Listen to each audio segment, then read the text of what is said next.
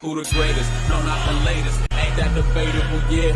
Check the stats. This the Jared Willer Ryan show 9, no days off. You been grinding, I've been grinding too. Made it through the storm, great cloud. You see me shining through champion and state of mind. I've been rolling better D up after we win it all. That's the only time my feet up. Blood, sweat, tears, hard work with the passion, the killer in the game. I hop in and go assassin. Nah, I can't be average. Nah, I can't be last. Just always first or nothing. Doubter said I was bluffing. See him after I went like I thought you was saying something. I told him that I was coming, gun in the hand drumming. Shit shots at my fears, who thought they were in the running? Why would I be nervous? I've been training for this day. I'll be like a freight train, any problems in my way. Never complain, they said okay, I follow my dream, and if it don't pay, but anyway, what you say? I'm too busy getting paid. Tunnel vision on my goals, like success gon' be my fate. Pray to God he take my soul if I die before I win. Give it everything you got, cause that's what it's gonna take. And don't wait, do it now. They say time is of the essence. From a kid to a king, you are now in the presence of a new. And we are live, folks. We're sorry for our late delay, but it's another Monday night, and you are joining us on That's Debatable. As always, I'm Ryan Dietrich, and I'll let my two co-hosts, Jeremiah Bays and Will Ward, take it over. How we doing, boys? Great. Woo! Technical difficulties, but hey, welcome to That's Debatable. Loud and clear. As always, I'm Will Ward alongside my guy Jeremiah Bays. Yes, sir. We're here with episode 19, first week of December, and we got a jam-packed show, so we're going to jump right into it. Fire away. We had a lot of sports over the weekend, of course. So start off with some Ohio's high school football. It was the state finals. You got the Division I state championship with Springfield taking on Lakewood. And Lakewood, St. Edwards defeating Springfield 23-13. Had the pleasure of seeing Tayshawn Smoot in the regional finals, the quarterback for Springfield. The young man has a real bright future, but you know his team loses in the state finals. It's way to go down. So congratulations to St. Edwards in Division II. I do have a tweet from St. Edwards High School, so a little shout out there. Jumped on the OHSAA Twitter feed, found some scores. So, yeah, big rundown. You can find them on Twitter at the Ohio State Athletic Association. But a nice shout out there from St. Edwards football. Shout out those young men. That's right. Yeah, big moment for those guys. So I'll let you continue. Division II, you had Cincinnati Winston Woods taking on Akron Hoban. And Winston Woods defeated Archbishop 21-10. Division III, you had Chardon over Hamilton Baldwin, 21-14. Division IV, Clarkville, Clinton Massey over Youngstown 29-28. Vessels in Division V over Kirtland 20-16. And Cary defeating Coldwater 26-14. So, and there's the last one. It's on the next page. Division 7 would be Maria Stein Marion Local. They defeated Newark Catholic 42-7 in the Division 7 Ohio State High School Football Championships. So beat down there in the Division 7 rankings. But a big weekend for all those high school boys. You know, lifetime memories, you know, bonds, friendship, all those things. So definitely a good weekend. Stuff you never forget, man. That's absolutely right. It takes a lot to be a state champ. Dude. Start back in June, and you finally finish in, you know, probably some of them even started back in May. Seniors, I would think they would never stop. Yeah, like spring training and all of that. So, yeah. Yep. Before June. Yeah, long journey. I know Upper Arlington, who lost to St. Edwards, in the semifinals, they had something like 28 seniors on their roster, had a new coach a couple years ago. So, you know, a lot for those senior guys to especially fall short in the semifinal. A lot of vets help. Yep, you know, but going 14-1 as a senior, always a good memory to have. So, and leaving high school, those boys, you know, some of them you'll see on the next level here in college football. So we had, you know, big weekend in college football with championship weekend. It was kind of slow here in Columbus. It was a little bit slow here in Columbus. That's the one downside. But that being said, the new college football playoffs have been announced. And so we've got a little bit of that. Let me see if I've got, here you go. I'm going to try to call one of these Michigan fans live on air. There you go. So the Final Four, you've got it right there. Number 1, Alabama. They beat Georgia in a beatdown. Let's see, 41-24. So Alabama jumps all the way up to number 1. They leapfrog Michigan. And now there's some room for debate there. So Alabama at Cincinnati, 1 versus 4, and then Michigan versus Georgia. So we'll have some very good matchups for New Year's Day. With that being said, Ohio State is headed to the Rose Bowl. They've got Utah, but them is the 31st actually. The games are New Year's Eve. Okay, well there you go. Rose Bowl's the those ones first. are New Year's Day. All right. New Year's Day. Well, New Year's Eve you'll have the Final Four.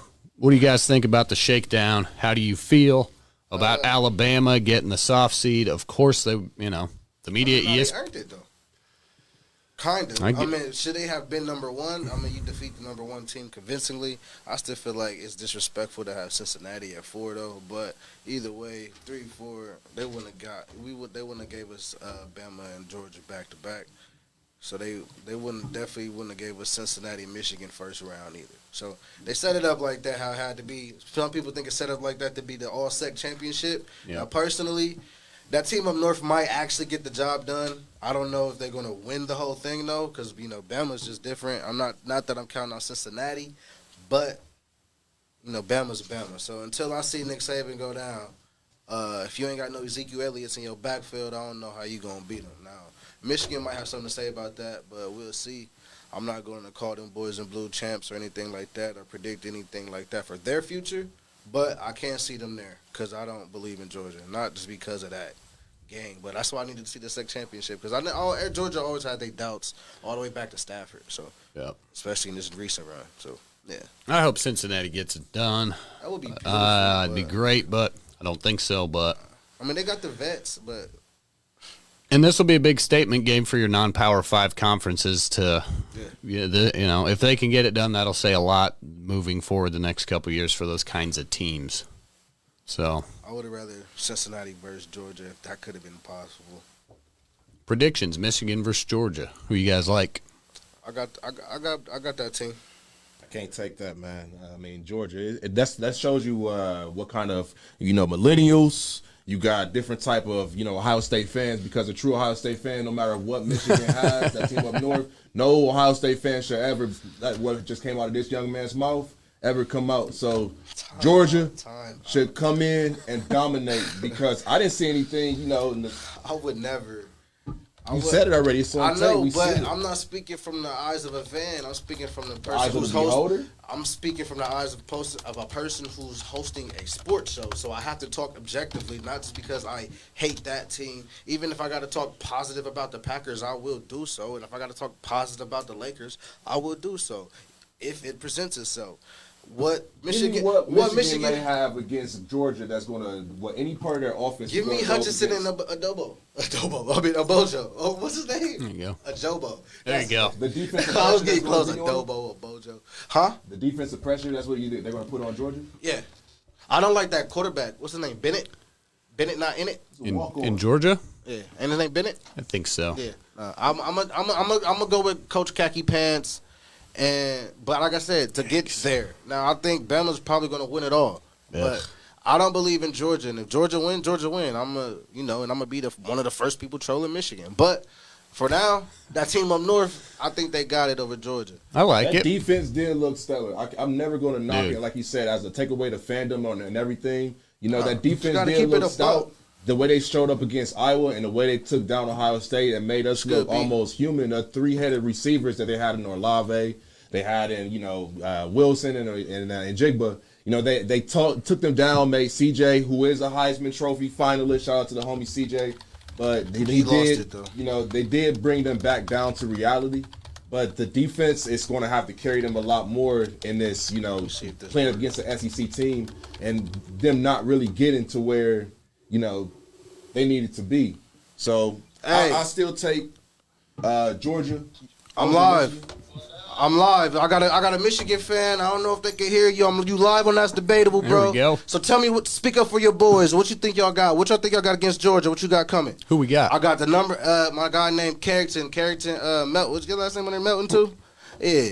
What up, homie? My dude, Lil C, man. If you know him, everybody know him. He the one of the biggest Michigan guys around. So I'm gonna just calling you real quick. Give me your quick 30 seconds on why you think Michigan gonna take it.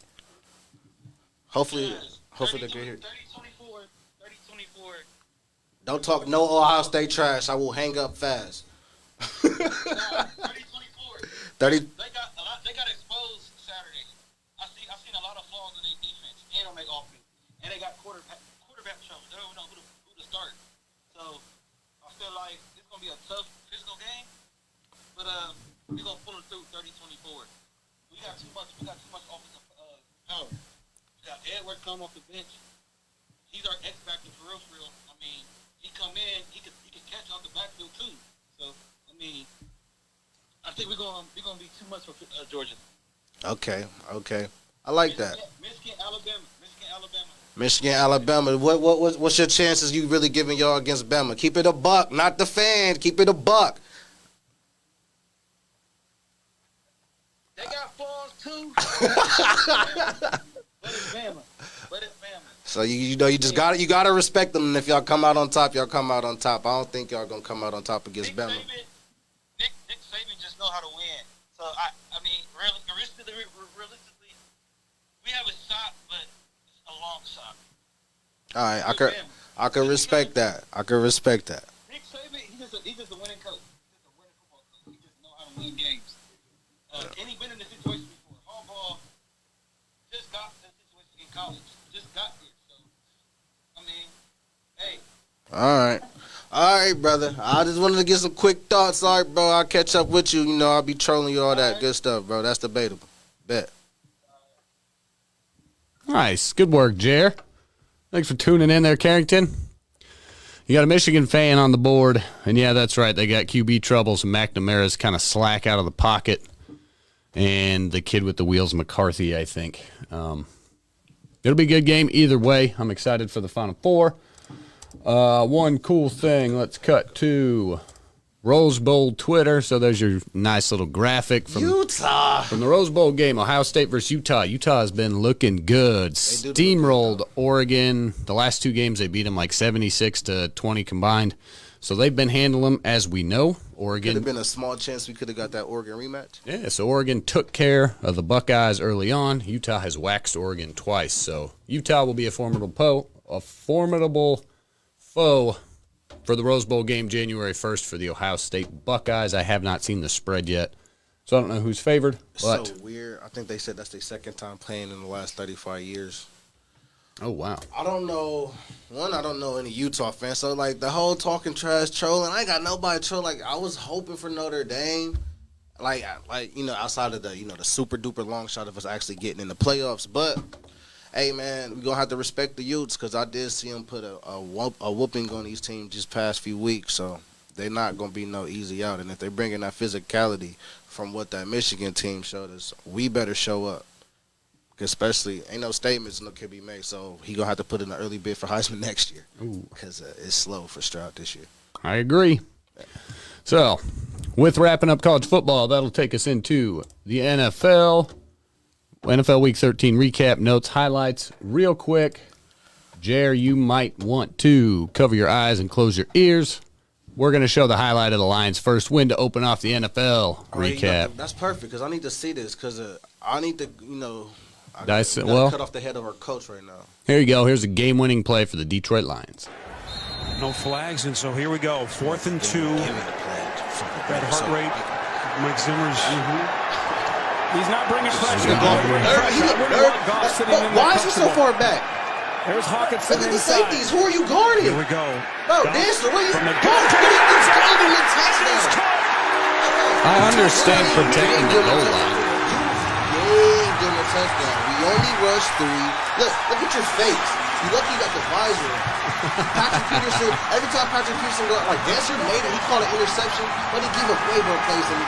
And he be popping this little stuff on Instagram too. I follow him. I'm like, bro, you be getting too cooked for that. I don't like the play call. I don't like the fact that ain't nobody think of, hey, get up close. Like, bro, we didn't rush the quarterback. We could have stopped everybody. If Goff was just going to throw up a prayer. I would have rather that. Well, I understand they protect the goal line, but yeah, it was. We gave them a touchdown, and we got that's a breakdown. We got the Steelers this week. If we didn't have the Steelers this week on Thursday, hopefully in some weird way, I'm hoping they just like put it on us, beat us down, run all over us, whatever. Come up in Minnesota and make Ziggy Wolf and them, that family, do what they got to do. We need a fresh start at the head coach. I'm sorry, Zim. I rock with you. Maybe you need to either go back to being you got your off field stuff that you got popping with your IG models and all that other stuff.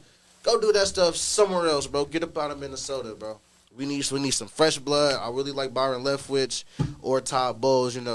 Get some people from that Tampa Bay roster. I would like that, but hey. And in those words is what's called the hot seat. You go from, being a playoff contender, and now we got coaches, we got players, we looking for new defensive coordinators, offensive coordinators. We beat the Packers, so it don't matter, but But will they do it again?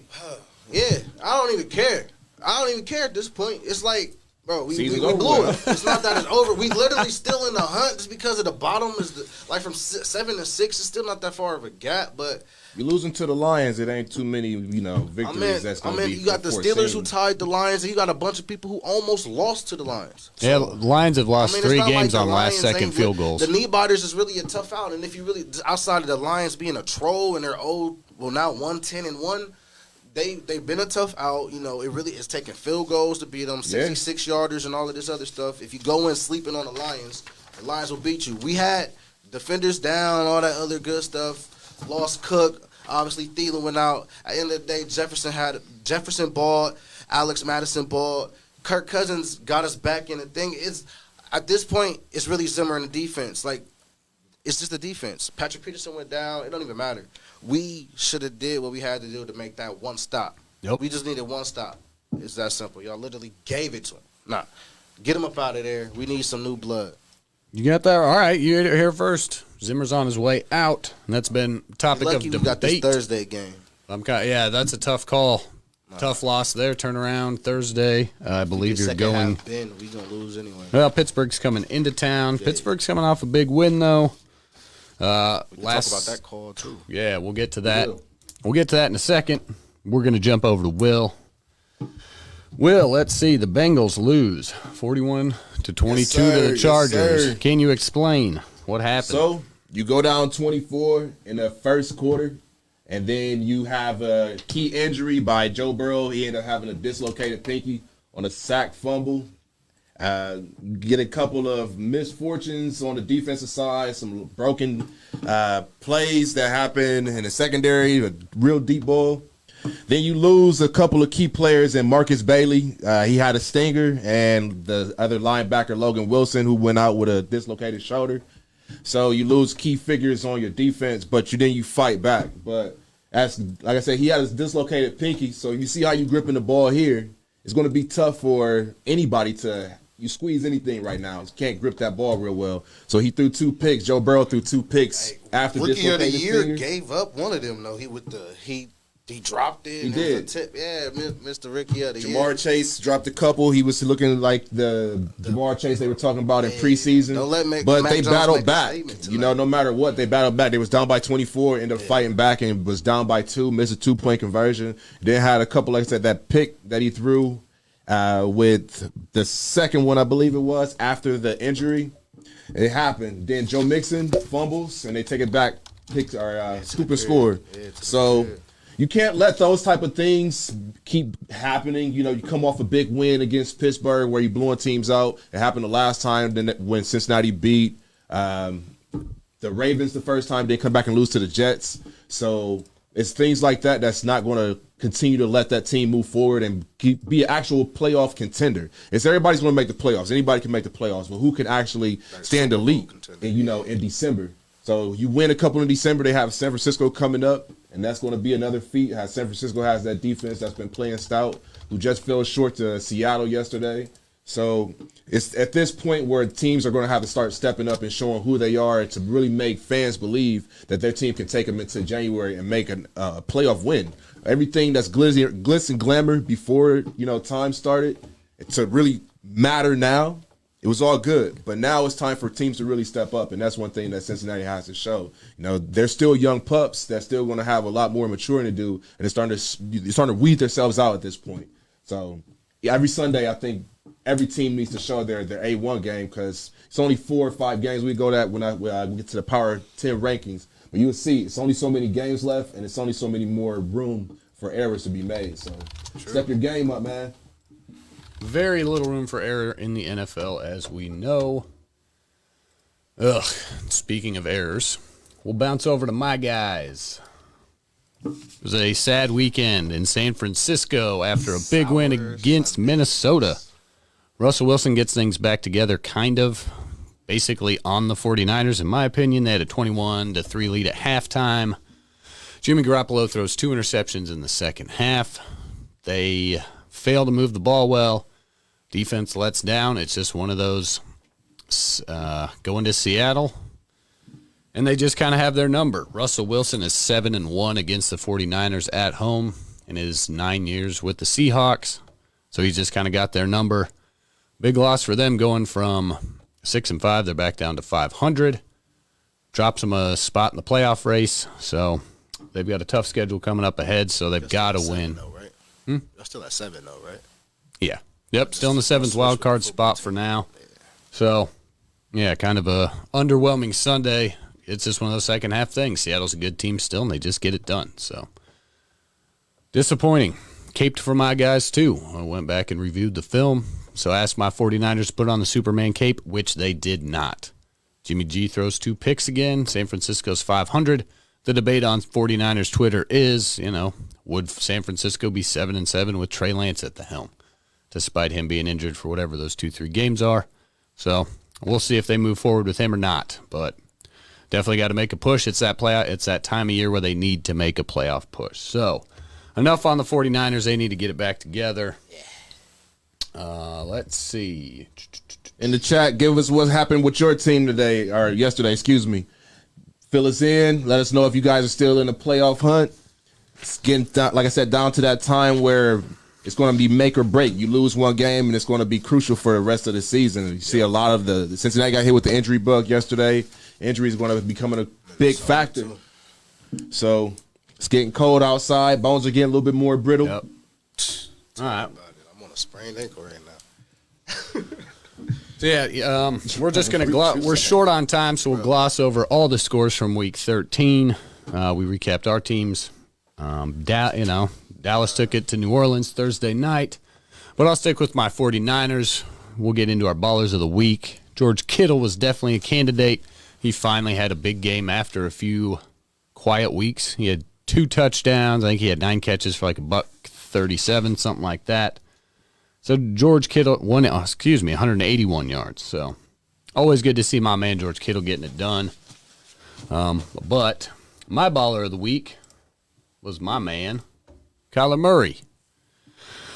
Somebody familiar in the NFC West, and he's been out for a few weeks, getting himself right, coming off a bye week. They took care of the Bears handily. He only attempted 15 passes, but he was incredibly efficient. 11 completions, 2 touchdowns, 123 yards, no interceptions. And he got the ball done on the ground as well. 10 carries, 59 yards, and 2 touchdowns. So his first career game with 2 touchdowns rushing and 2 touchdowns passing. So Kyler Murray was my man of the week, my baller of the week.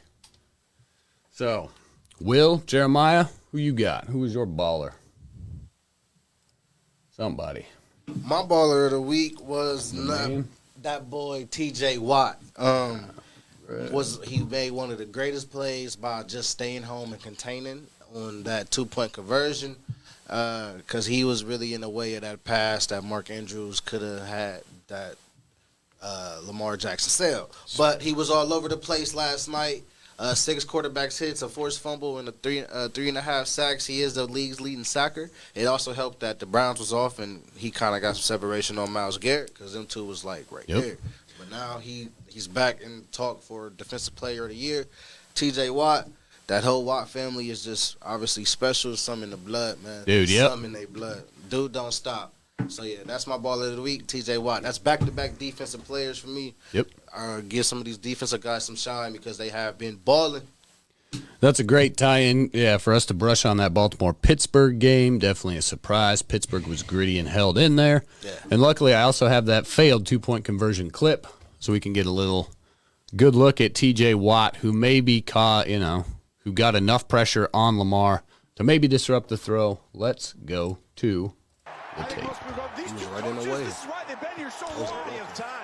Yep. I want everybody to keep an eye on the exchange between Lamar Jackson, I believe it's Freeman on this play. The play action really hurts them. You got somebody screaming off of the end and T.J. Watt. So the play action is there. You really don't have a lot of time to get that ball back out and get set up. So I think he really rushed that throw. With giving TJ that free open end, I mean, that's the best defender in the NFL almost. Anybody can debate that one. I know that one of the best defensive ends for sure, top two. Probably not two. But free open end. Yep.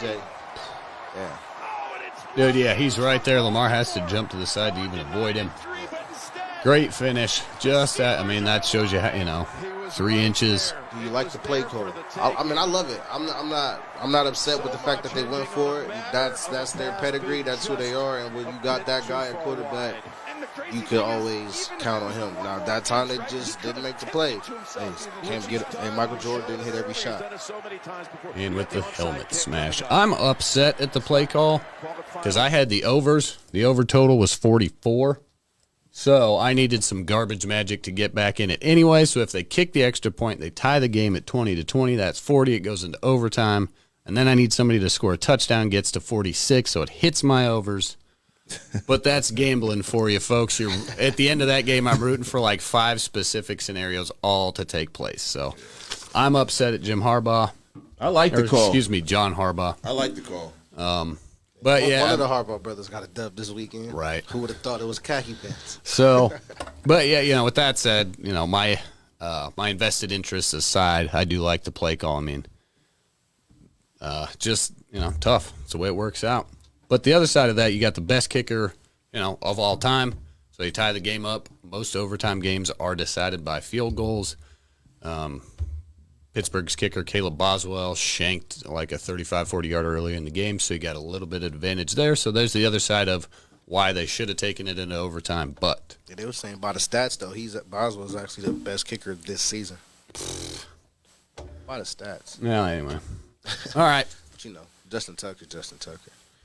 Well, you got Lamar Jackson. Okay. Will, who you got? Well, I had 2, which my first one was George Kittle.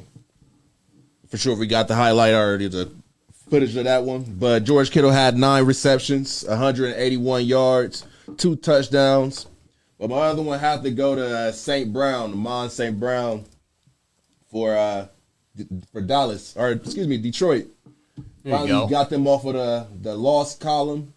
He had 10 receptions for 86 yards and that 1 touchdown that sealed the victory for him. So shout out to the young man. They gave it his first touchdown in the NFL. He gets his high school cool. alma mater. Finally, they got another state championship out there in California. So his life is really excelling right now. Nice. I like it. Trash. Yeah, very cool. First career touchdown catch, game winner, man. That's pretty sweet. All right, speed round. Let's get into. Will, we're going to go to your top 10. Those are our ballers of the week. TJ Watt. George Kittle, Amon-Ra St. Brown, TJ Watt, Kyler Murray. A no baller of the week next week. All right, let's do this. Since he got the Vikings. Okay. All right, Big Will. And I like how you did this. So I wanted to make a more focus on the amount of games that's going to be left. So you would notice if we started off with number 10, it was Buffalo Bills and the number of games that they have left. So that's going to be a real big focus. The reason that they're going to be at certain spots. The Bills play tonight against New England, they're coming in at 7-4. Buffalo is, I believe, 8-4, or vice versa. But the number of games that they have is going to tell, you see the strength of schedule is really going to come in. So I got them at 10. I think they're going to go down tonight to New England, and it's going to start pretty much a rolling effect on them. The Buccaneers are going to be next. So that's going to be 2 losses back-to-back, which is going to drop them out of that top 10. And you got one that's going to get you back into the hunt with the Panthers, but you got another conference foe, and the Patriots is going to play you tonight. So it doesn't get any easier for the Buffalo Bills. And if Josh Allen can't keep up, if Stephon Diggs can't, roll in and help them out, it's going to get really tough, and it's going to knock them out of that playoff picture. And with them losing Tre'Davious White with a torn ACL, I think that defense that was the Buffalo Mafia is going to really take more of a blow. So you lose one of your number one guys, and you're not playing up because you've taken on a couple of top teams in the NFC. And it's really going to start the show. So, or the NFC, AFC, either or. So it's going to show. So at Buffalo, I got them at number 10. At number 9, I got the LA Rams. Once again, they got a couple of tough games coming up. They finally got back on the winning ways, defeating, the Jags, 37-7. Now you get a more, coming off a bye. That's what you needed, was a quality win. That was their largest win since 2018. Finally seen Odell be able to celebrate in the end zone. They lost to the Packers last week. Right. They had before that, though. But So them getting back in the winning ways after being down for a little while. So theirs doesn't get any easier as well. You got the Cardinals coming up. You got the Seahawks who are just coming off a win. The Vikings who can give you whatever any day. Lamar Jackson comes. You got to go into Baltimore in January, so that won't be an easy one. And then that defense of the 49ers is going to be tough as always. So we'll see if they can sustain where they are. That defense is supposed to be top tier, but not for sure if that the rest of that schedule is going to allow for them to have any walkway to the playoffs. At number 8, I got Dallas, who's finally getting back on their winning ways also. They defeated the Saints 27-17. Dak had 26 attempts, or 40 attempts, completed 26 yards. He got CeeDee Lamb back. That kind of helped him out. That offense was rolling. The defense was able to hold Taysom Hill to 264. 41 attempts that they made, and he only completed 19. Of course, Taysom's not an actual quarterback, but they have him at that spot. But that Washington football team is going to welcome in the Cowboys, and at this point, you don't know who's going to win that game. A couple of weeks ago, you probably would have said Cowboys take it easy, but the Washington football team has been rolling. So, once again, it's not going to get any easier for them in the playoff push either. Not at all. Nope. So, at number 7, we got KC. They got a big dub against their NFC West or AFC West foes in Denver last night, 22-9. You was able to see them get back to that way of that you was used to seeing them on their offensive side. So, at number 6, we got Baltimore. Real quick, one stat I saw today about the Kansas City Chiefs in their last 4 games, the offense is averaging less than 20 points. Yeah. So they've actually been getting a lot of help from their defense, especially on the scoring side too. So just something not typically seen out of your Kansas City Chiefs is less than 20 points. But it's a good thing they got. It's a good thing they got their defense rolling to help them out because that offense will get back right. So that's one thing I just want to add. So Will, take us into number 6. At number 6, I got Baltimore. We've seen how they fell. Lamar Jackson was sacked 7 times. Yikes. He only had 55 yards. The Steelers held him to 55 yards on the ground. Damn. TJ Watt by himself had 3.5 sacks on him. So if you're getting sacked 7 times, you know he's bringing a lot of pressure. Yep. So you try to make him rely on his arm. He went 23 for 37, 253 yards. It's going to be hard if Lamar can't get into the flow of the game and really dominate. A lot of teams are going to focus in on him and make him really try to pass. So you stack the box and you send in a lot more pressure. And if you can get him rattled, it's starting to be known that it can happen. Starting to show up. Yeah. So at number 5, we got the 8-4 New England Patriots, who's won 7 of their last 8 games, who's being led by that defense more than a rookie in Mac Jones, who's starting to seem like he's a easy shoe-in for a Rookie of the Year. You got the Colts coming up, which is going to be a tough game. Another one against the Bills. That Jaguars and the last 2 games, they probably see them sitting some guys because they should be able to start resting for the playoffs. But I see them like moving forward, actually getting quality wins in the last couple of games has helped them out. Helped them out, and I think they're going to continue to move forward and look like a for sure AFC challenger for the championship.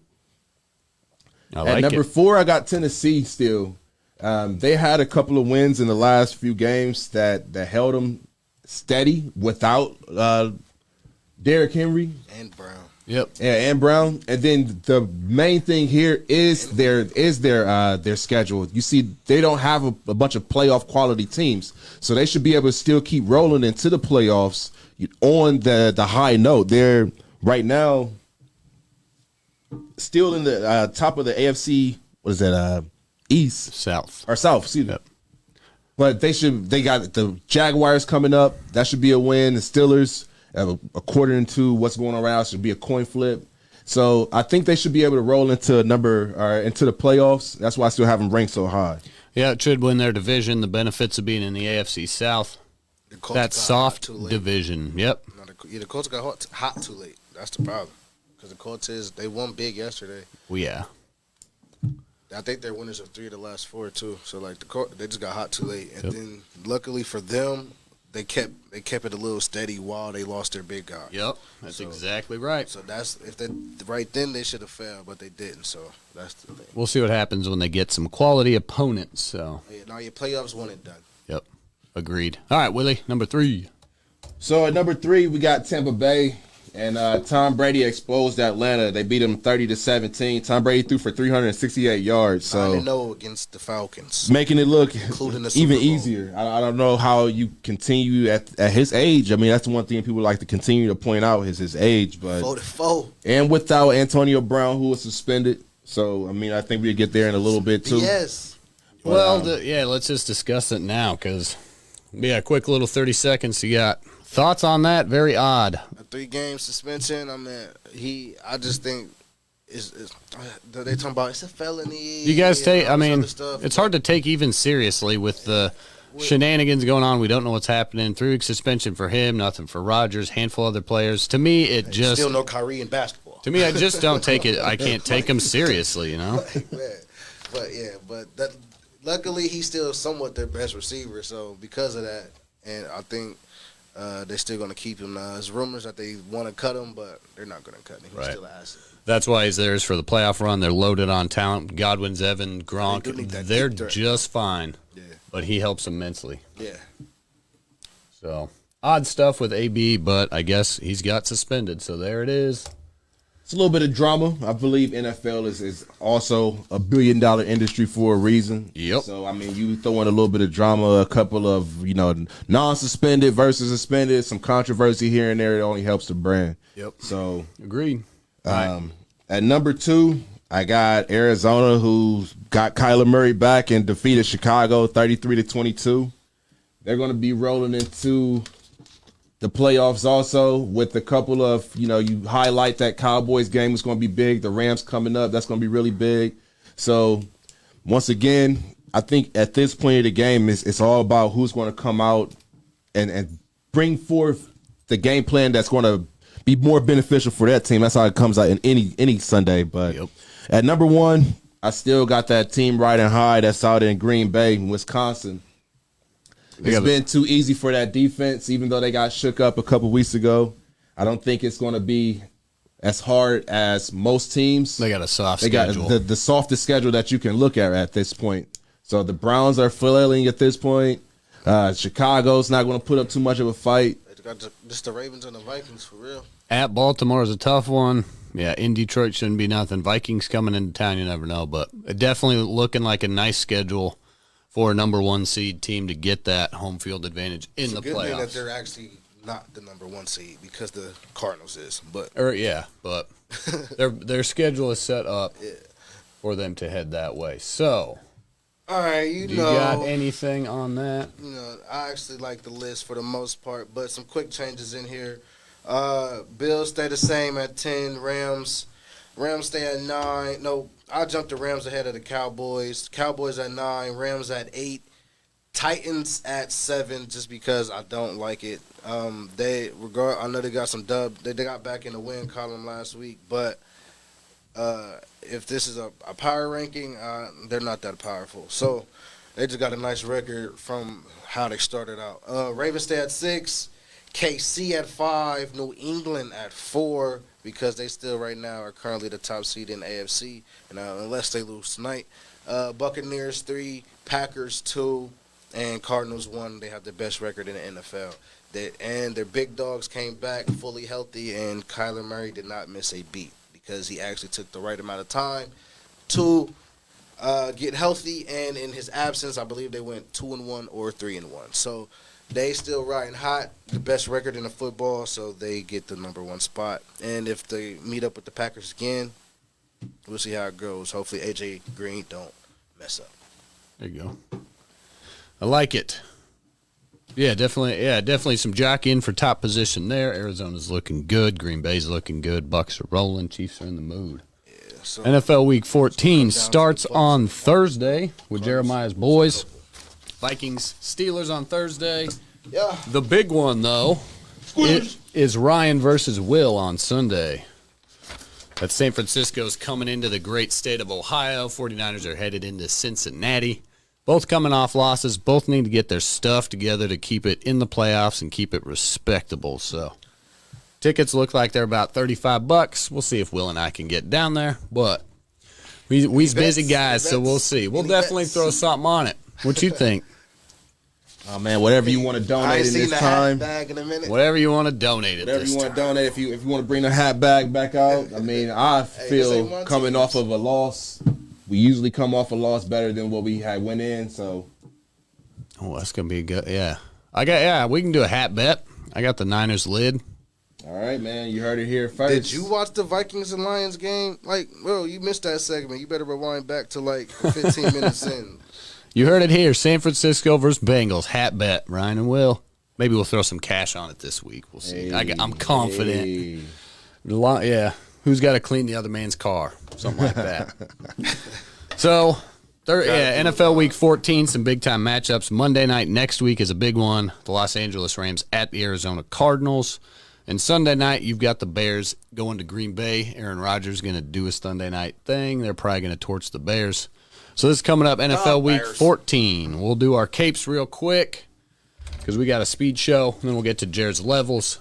Yeah. Do either of you guys got a cape? Let me throw up some graphics real fast. Do either of you two guys got a cape for me? Oh, Week 14. Yep. Dak and the Cowboys. Washington football team is riding hot right now. I do like the football team. Taylor Heineke has been balling, but the Cowboys got to get their stuff together. They did finally. They did win previous Thursday, so they kind of had a week and a half off somewhat. They got that little extra little buy in there because they had 2 back-to-back Thursday games. They stunk it up against the Raiders. I think they stunk it up against the Broncos, and like they said, they got back against the winning column against the Saints. Hopefully they can continue, and this way, because with the football team riding hot on their tail, if the Cowboys and them slip up, you never know, they could lose the division. You are, yeah. So Dak and them, get it together. CD, that defense, ball out. Put my cape on for Dak. There you go. Last week, Jared. Dakota Rain Prescott. Last week, you caped for Justin Herbert and the Chargers. And hit it out the park. Yeah, Nailed it. That's back-to-back weeks. It was Mac Jones before that. Justin Herbert before that. Dak Prescott. Ooh. He's the one. All right. Last week, Will, you caped for Lamar. Yeah. Didn't quite get it done. I mean, there's not much more the guy could have done because he is that entire team. Anyway, who's your cape for Week 14, Will? I want to put mine on for Mr. Mayfield coming off a bye week. Then you have Lamar Jackson and his defense coming in. Let's see how you respond after this bye. So it's going to be crucial for the final remaining couple of games. It's a big AFC North battle. Let's see what happens with Mr. Mayfield. See if he can come out and show why he shouldn't be benched real soon. Oh, all right. I like that. I'm going to double down on the Detroit Lions. Well, Cape for Dan Campbell and Jared Goff. Man, that sounds awful. I hate saying that. But it'd be nice to see him get a second win in a row going into the Mile High City at the Broncos. It's always nice to see the Broncos lose, so good luck to the Detroit Lions next week. Put on that Cape, Dan Campbell. Get a win in the Mile High City. He was so nervous. Oh, my goodness. Just watching that play. Oh, man. We literally gave it to him, man. That is just terrible. Excellent stuff. All right. Not So close, brother. it's exciting. I don't know about excellent, but it's exciting. Okay. Lost to the Lions. It is basketball time. Joe's going to hit us sale. with our levels. Where is my ink pad? I'm going to throw up I got to stop saying that. I'm going to show Joe's graphics for, I like that, your new levels. Yeah. Yeah. So hit us with it. Some changes I've made. Some changes. Some teams went up. Some teams went down. Let me see. Lay it down tier. We got OKC is on the end of getting blown out by 73 games. 73 games. 73 points in a game. That's just ridiculous. I don't know what the heck is going on over there, but they find only time they get a dub is when they play the Lakers.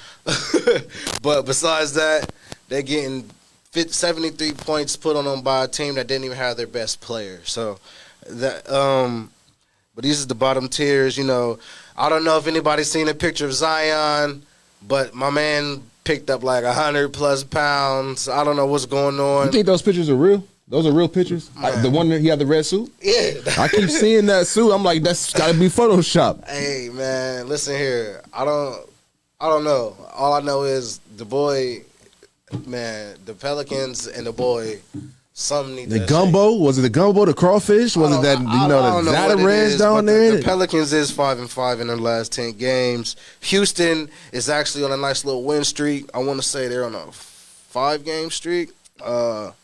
Winners of 6 of their last. They won. They're 6-4 in their last 10 games. San Antonio, DeJounte Murray has been balling. They're 4-6 in their last 10. Detroit 1-9 in their last 10. Orlando and Indy both been struggling, and they need to lay it down. Indy, it's going to be a fire sale in Indy. Somebody need to get Sabonis. Somebody need to get Miles Turner. Somebody need to get Karis LeVert. Somebody need to get Brogdon. It's just going to be a fire sale in Indy. They got a lot of pieces that can help out a lot of teams. So we'll see what Indy do. That's why they need to go ahead and lay it down, collect as many picks as they could get, and get these people off that contract, and let's see how it go. Still have hope. Knicks have fallen. Knicks is 4-6 in their last 10 games. Somehow Derrick Rose need to get up out of there and go to Chicago. But the Knicks, they haven't fixed their offensive problems. Kemba Walker's put on ice. Randall hit and miss. With the bigs in his way, he can't really operate how he wants to. Toronto 4-6 in their last 10. Fred VanVleet, he's doing his thing. Still no Siakam. He's still on a trade. He's still in trade rumors anyway. Portland 5-5. Dame has to miss 10 games. I think he's already missed his first couple. Sacramento moved up. Now they still have hope for the play-in tournament. They are 4-6 in their last 10 games, but they are currently above 500.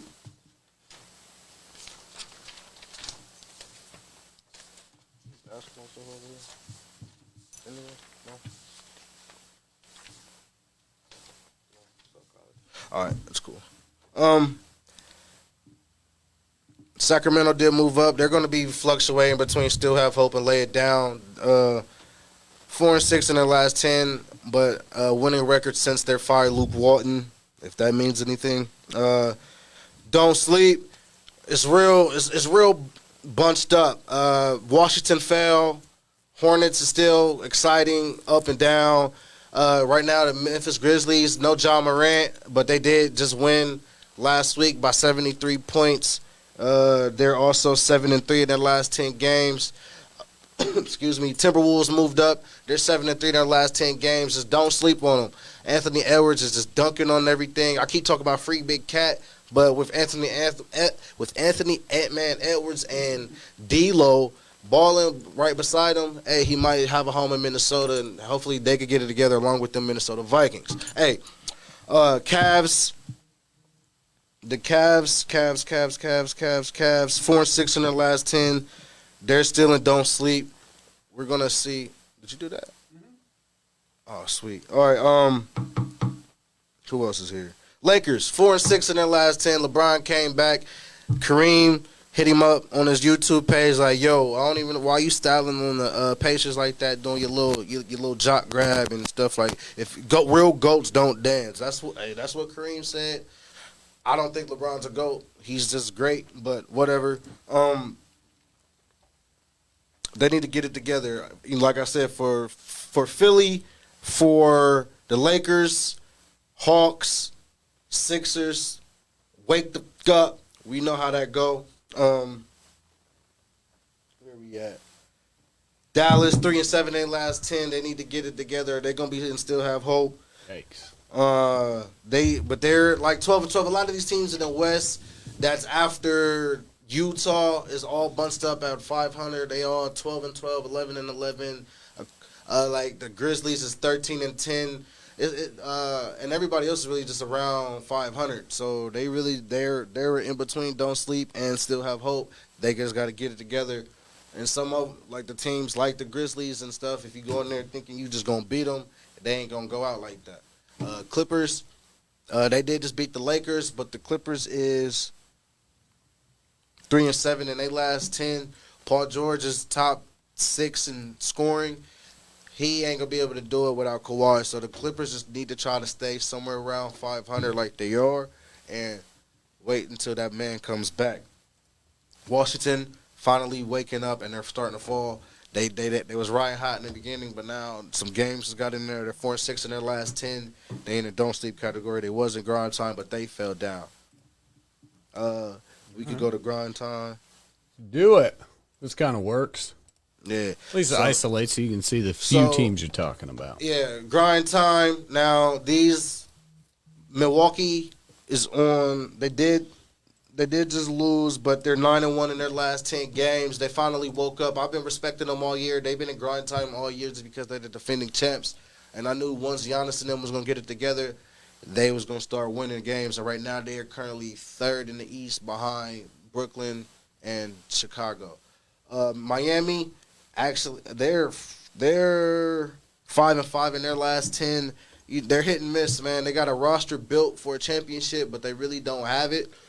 Jimmy Butler is still my guy, but I don't believe in them. They just gonna have to keep grinding it out and keep showing me some stuff. But I think they did beat the Bulls, but they're not on the level of a Milwaukee, and they're definitely not on the level of Brooklyn. And if they don't get it together, Chicago is gonna definitely stomp them in a 7-game series. Utah, they're at the next tier in the West. They're third in the West, but they don't even look like they're close enough to the Warriors and Suns. But I do like Utah. Utah is 8-2 in their last 10 games. They're just, the sleepers of the West. Nobody believes in them, but they always going to have a top record. That's grind time. Oh, yeah, Chicago is 6-4 in their last 10 with a big game, with a big dub over the Brooklyn Nets Saturday night. Instead of watching the Wolverine game, I was actually watching my Bulls and the Nets because it's that time of the year for me. Nice. That was a great game. Bulls got it done. Zach LaVine and DeMar DeRozan are really looking like the best duo in basketball. That's obviously debatable, but by the numbers, they're literally the best duo in basketball. Average both had at least 25 points in 11 games. That's a new record, and that hasn't been done since Shaq and Kobe in the 2000-2001 season. All right, we like that. It ain't that many teams that's like that. Brooklyn did just fall, but they're still number one in the East. With them being number one in the East and their top dog, they look like that. And plus, when you had the best player in the world on your team, you like that. Phoenix and Golden State, them is the two teams out west. Phoenix got the first laugh on, I want to say, Tuesday night, but Golden State got the last laugh Friday night. all of this. Bridges, Defensive Player of the Year crap. Suns look unbeatable. They got beat. But them is the two top teams of the NBA, and we'll see how it comes come playoff time. But right now, Phoenix and Golden State is miles ahead of everybody. And Golden State gets back their two guys, Klay Thompson and James Wiseman, next week. Nice. I like it. All right. And that is Jared's levels. There's a lot of NBA going on. It's hard to keep track of everything. Let's see. I was going to look at tonight in the NBA. Monday night scoreboard. Halftime. 76ers are up 67-59 on the Hornets. Pistons are up 63-47 on the Thunder. Halftime, Indiana Pacers are up 58-47 on the Washington Wizards. And at the end of the first quarter, Memphis Grizzlies are up 28-22 on the Miami Heat. Ooh, 8 o'clock. We got the Nuggets at the Bulls. Chicago's a 2-point favorite. Yeah. We probably like that. Bulls by 2, easy. You said in their last 10, though, they're 6-4. Jokic has been balling, though, and he showed people why he was MVP the other night. But I like Nikola Vucevic. Here we go. Instead of Nikola Let's see if I Jokic. got. Give me Vooch. All right, stats leaders real quick. I forgot I had these in the NBA. These are rebounds per game. You got Rudy Gobert. Speaking of Nikola Jokic, Somebody balling out. Sabonis up out of Indy, man. He Capella, Sabonis, teams. and Valanciunas. Like if Golden State could get him. Rebounds per game. How about assists? Chris Paul, Harden, Trae Young, point Russ, guard. and Luka. The only one man over 10 assists per game. The old man in the NBA, and then I've got our scoring leaders. Let's see. Jeremiah, can you name the top 5 Kevin points per Durant game? is number 1. I want to say number 2 is Steph. I want to say number 3 is Giannis. And 4, 5, DeMar, Zach. Very close, my dude. Kevin Durant at 28.6. Ooh, Trae Young. Giannis, Zach yep. LaVine. So Zach LaVine is 6. But you had DeMar 26.4. Giannis Antetokounmpo just outscoring Steph Curry. Yeah, them two. They from last week. When they flopped. So yeah, but ain't nobody. KD's gonna be the leading scorer for the whole year. And we're gonna end on this 2-day in history. One of the coolest photos ever, probably.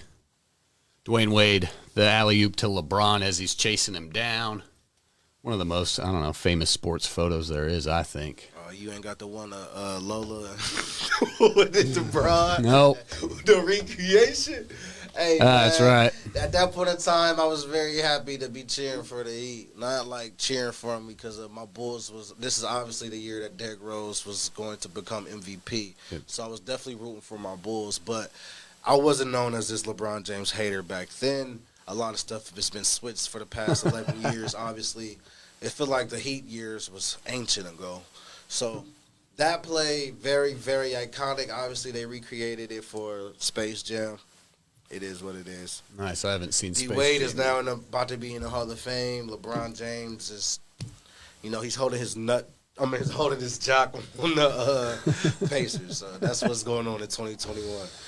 Love Dwayne Wade. Definitely one of my favorite dudes. Had his bought his shoes after he won the MVP of the finals in 2006. The Wade threes. Those were sick. My mom was a Shaq person, so she was really happy for that championship. Nice. That's cool. All right, it's a good Monday night. Thank you for tuning in. So that's Debatable as always. Mac Jones will make his Rookie of the Year statement tonight. Oh, that starts about right now. Bills and Patriots. Let's go. It's been a tough week. It's Buffalo gonna be a hard week -3. Who you got tonight? Predictions. like I said, I got Rookie of the Year statement tonight. So I got Mac Jones. Not that. Now, I do need Stephon Diggs to have a good game. He's my receiver, and I think I actually started Justin Herbert this week instead of Josh Allen, so I don't care what Josh Allen does. But I do need Diggs to ball out. Bills by 10. Bills by 10. Calling it here. All right. Patriots by 3. And I'll take them by 7. There you go. Patriots by 3. And make sure you stay tuned to Score on Air this week. Me, myself, along with Jeff Shanakis, will be we have a new show here on the Score on Air Network. On the clock, we have a round table, sit down with the Brick League founder, Cody Ballard. Cool. Also, he does the Brick League over on Oakland Park. was a former player for the Columbus Condors, so we'll be sitting down with him tomorrow. Look, continue to follow us on the Score on Air Network for more on that interview tomorrow. Very cool. Hey, Pacers have a pretty good roster. Why are they so bad? Coaching. I would say coaching and the players just ain't doing it, and they can't stay on the court together. They be unhealthy. That's why I feel like it need to be a fire sale in Indy, and some like people like Golden State. They got these draft picks. They got. I don't know if I would necessarily want to trade Wiseman for Sabonis, but Sabonis is more proven, and he's an all-star. A person like Sabonis could really help out Golden State, especially for what they're trying to do this year. There's just a lot of stuff going on. I see Miles Turner rumors to Chicago as a backup big. We need him. That'll actually help us out. If somebody need to get care, so everybody needs to score a legit score that can make plays. So. Well, there you go, Rashard. Yep. Good breakdown. Cool. That's all I got. Thanks, fam. Yep. That's debatable. I got a sprained ankle, man. Sucks. We out. We about to do I give it to you. There you go. Paper toss will end it. That was close. All right. Sorry, Jer. We're doing it again. Here's the Lions' first win of the year. No flags, and so here we go. 4th and 2. That heart rate. Mike Zimmer's. He's not bringing pressure. I would bring pressure. I wouldn't want Goff sitting in there comfortable. There's Hawkinson inside. Here we go. Goff from the gun to the